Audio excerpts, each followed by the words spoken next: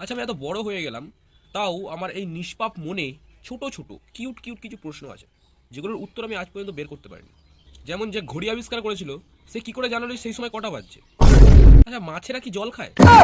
না মানে জলে কি ওদের খাওয়ার দরকার পড়ে জল, সেটাই বলছি আর কি। আচ্ছা, আমরা জানি যে শিরা কেটে গেলে মানুষ মরে যায়, কিন্তু গোটা হাত কেটে গেলে একটা মানুষ বেঁচে থাকে কি করে?